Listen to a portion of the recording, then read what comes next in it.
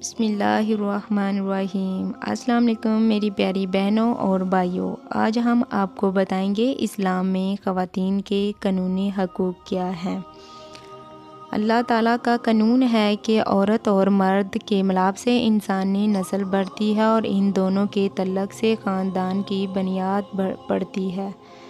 پھر مختلف قسم کے رشتے ناطے کنبے قبیلے اور برادریاں وجود میں آتی ہیں۔ پھر ان کنبوں قبیلوں اور برادریوں کے آپس کے تعلق مل جل کر رہنے اور ایک دوسرے کے ساتھ مدد کرنے اور تعاون کی زندگی گزارنے سے انسانی معاشرہ بنتا ہے۔ قرآن مجید میں بنظر غیر مطالعہ سے یہ بات روزے روشن کی طرح عیاں ہو جاتی ہے کہ زندگی کے نشیب و فراز میں ہمیشہ مرد اور عورت ایک دوسرے کی مددگار اور معاون رہی ہیں۔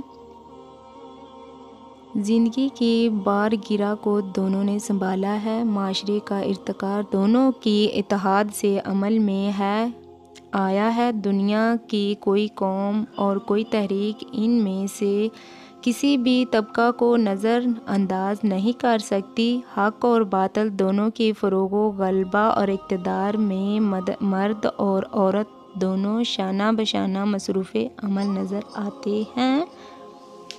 قرآن مجید میں اس بات کی شہادت پیش کرتا ہے، منافق مرد اور منافق عورت آپس میں ایک ہی ہیں، برائی کا حکم دیتے ہیں اور بھلائی سے روکتے ہیں اور خدا کی راہ میں خرچ کرنے سے اپنے ہاتھ روکے رکھتے ہیں۔ واقعہ یہ ہے کہ انہوں نے اللہ کو بھلا دیا اور اللہ تعالیٰ نے بھی انہیں فراموش کر دیا۔ بلا شبہ منافق بڑے ہی نافرمان ہیں۔ ترجمہ: ایمان والے مرد اور ایمان والی عورتیں ایک دوسرے کی معاون ہیں۔ وہ بھلائی کا حکم دیتے ہیں اور برائی سے روکتے ہیں اور نماز قائم کرتے ہیں اور زکوٰۃ ادا کرتے ہیں اور اللہ تعالیٰ اس کے رسول صلی اللہ علیہ وآلہ وسلم کی اطاعت کرتے ہیں اور ان لوگوں پر اللہ تعالیٰ ضرور رحم کرے گا۔ بلا شبہ اللہ تعالیٰ غالب اور حکمت والا ہے۔ اور اس حقیقت کو تسلیم کرنے کے بعد کہ معاشرے میں تہذیب و تمدن کے انقلابات عورت اور مرد کی کوششوں کا نتیجہ ہے، عقل و انصاف کی کوئی دلیل ایسی نہیں ہے جو ایک کو وقار و احترام کے قابل اور دوسرے کو ذلت و حقارت کا مستحق ثابت کرے، کیونکہ زمانہ کی اصلاح و بگاڑ میں دونوں کا ہاتھ کار فرما ہے۔ اس لیے ایک کو کارگاہ تمدن معاشرت سے خارج اور دوسرے کو اس کا لمبردار نہیں کہا جا سکتا۔ دنیا کا کوئی شخص اپنے جسم کے ایک حصہ کو بیکار اور مفلوج کرنے کے بعد زندگی کے میدان میں سبقت لے جا سکتا ہے۔ اسلام کا پیغام چونکہ الناس کے لیے ہے اور خدا کی اطاعت فرما برداری کا عہد صرف مردوں یا عورتوں نے نہیں بلکہ اولادیان نے اٹھایا تھا، اس لیے اسلام ہی صرف اور صرف وہ دین ہے جس نے عورت کو معاشرے میں مرد کی طرح کے حقوق و مراعات سے مساویانہ طور پر نوازا ہے۔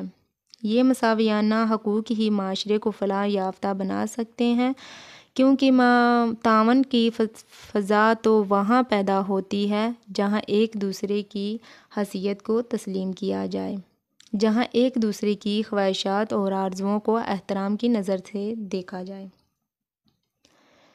اور جہاں بصیرت انسان ایک دوسرے کے جذبات و احساسات کو محسوس کیا جائے۔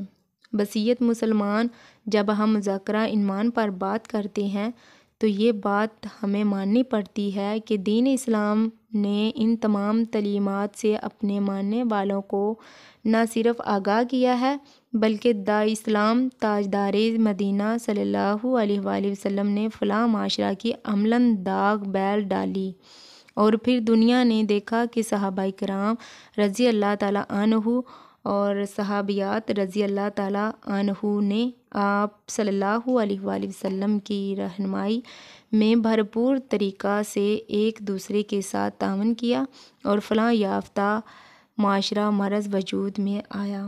اس ضمن میں محسن انسانیت نے دنیا کی نصف آبادی کی اہمیت میں جو ہدایت دی ہے، آج تک کوئی بھی مدعی حقوق نسواں ان سے زیادہ صحیح اور حقیقی تعلیمات نہیں پیش کر سکا۔